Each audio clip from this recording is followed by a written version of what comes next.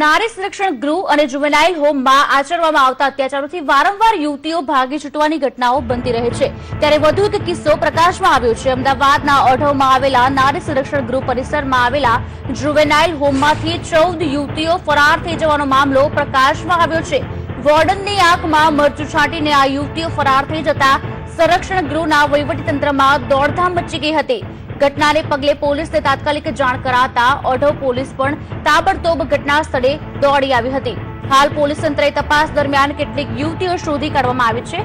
ઉલ્લેખનીય છે કે 4 માસ પૂર્વે પણ ઓઢવના નારી સંરક્ષણ ગૃહમાંથી એક સાથે 10 યુવતીઓ નાસી જવાના બનાવ પ્રકાશમાં આવ્યા હતા। ત્યારબાદ રાજ્યમાં નારી સંરક્ષણ ગૃહની કથળતી હાલતના મુદ્દે હાઈકોર્ટમાં પીઆઈએલ પણ થઈ હતી। હાઈકોર્ટે 7 સભ્યોની કમિટી બનાવીને તપાસનો હુકમ કર્યો છે। આ મુદ્દે છેલ્લા 1 વર્ષથી હાઈકોર્ટમાં સુનાવણી પણ ચાલી રહી છે। થોડા સમય પૂર્વે જ આ નારી સંરક્ષણ ગૃહમાંથી એક રેગિંગની ઘટના પણ સામે આવી હતી।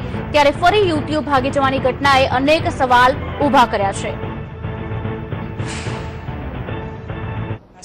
છોકરીઓ ભાગીને જે મળી ગઈ એ એવું કહે છે કે અમને કોઈ ત્રાસ નહોતો, જમવાનું સારું આપતા હતા, કપડાં સારા આપતા હતા, અમને શિક્ષણ આપતા હતા, પણ અમે અંદર અહીં રહેતા હતા એમને જેલ જેવું લાગતું હતું, એટલે અમે મારા મા બાપના ઘરે જવા માંગતા। એ વખતે એમનું પૂર્વ પ્લાનિંગ હશે, બેનની આંખમાં મરચું નાખી દીધું અને બેનને બીજા રૂમમાં પૂરી અને બાળાઓ ભાગી ગઈ હતી। 14 બાળાઓ ભાગી ગઈ હતી, એમાંથી 6 બાળાઓ પરત આવી ગઈ છે। 8 બાળાઓની તપાસ ચાલી રહી છે અને પોલીસ તમામના ડોક્યુમેન્ટ લઈ ગઈ છે અને ઓઢવ પોલીસ સ્ટેશન દ્વારા અને ક્રાઇમ બ્રાન્ચ દ્વારા એમની તપાસ ચાલી રહી છે।